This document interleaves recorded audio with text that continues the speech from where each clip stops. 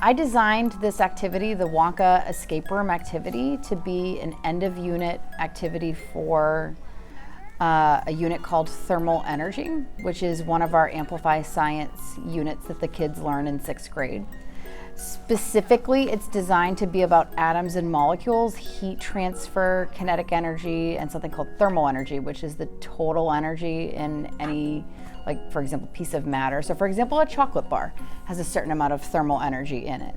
Our unit is about heating the school, so picking a good heating system to heat the school. So I designed something that was very similar to the question, only now it's about heating the river of chocolate at the Willy Wonka factory. Yep, this is great, and you talked about equilibrium. Awesome job. Love it. Great work. Okay, so here's your clue. Okay. And you guys can take a piece of candy from wherever you can find it. You can put some more out, so you can take that. Thank you. All right, you're welcome. They have 4 challenges that they have to solve, and each challenge is about a different concept that they're supposed to know by this point in the unit. We know it's the furnace because it has more thermal energy. And it has more thermal energy than the egg. The furnace would give more of an impact because it has a lot more thermal energy. Yeah. So for example, the first one is about temperature. The second one is about calculating temperature and thermal energy. The third one is about explaining why one heat source, like how if it's bigger, it affects something as opposed to if it's a smaller heat source, it affects something. And then the last one is about proposing a solution to heat the river because they're told that the way he's heating it isn't working, and they have to come up with okay, so what would you use instead? And they have to use the information from the unit to be able to support their solution. On the ride, he tells you that he has a boiler as his heat source for the river, but it's costing him a lot of energy to heat the river, and it's barely working. The river is a very large sample, and the boiler is a small sample. So escape rooms are a branch of something called gamification, which is a learning theory that suggests that if you give kids learning activities in the form of like a challenge to solve or a mystery or something that has a little bit more of okay, so we have this scenario and you have to do this and this to be able to get to the end. That's usually how you phrase an escape room. So for example, this one has a Wonka theme, but in the past I've done other themes. I had an Australian theme one in the past. I have a pirate ship themed one that's coming up. So in that one, they're trying to get the gold out of the chest. So basically you give it a theme. The kids are interested in the theme. They follow a storyline and it feels more like a game. So the motivation to actually play increases.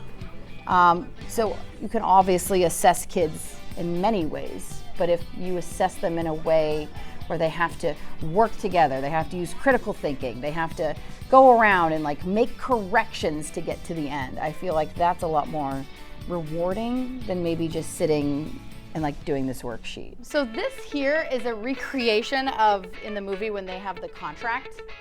So like when they walk in, Wonka says you have to sign this contract to come in, and it's kind of funny.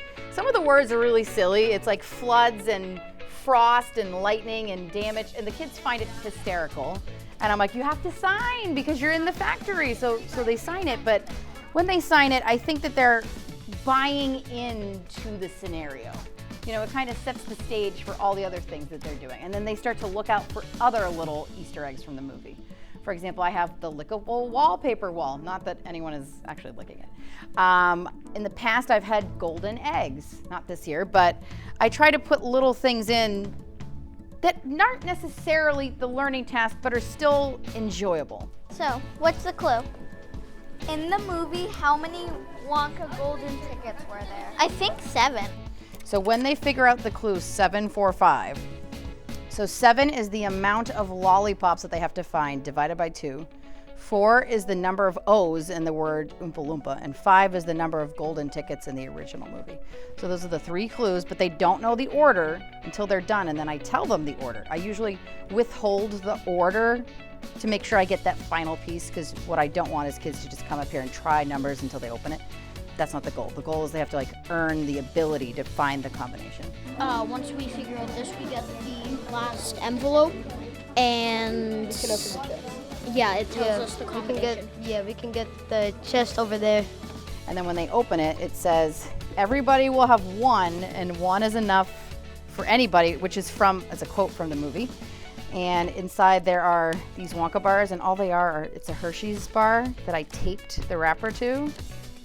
And I have these laminated golden tickets. And it's just a piece of laminated paper, but it's something that they earned, so it becomes more valuable.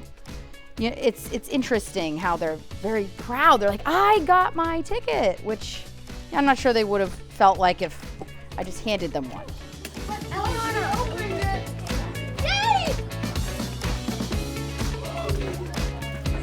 Yes, sir.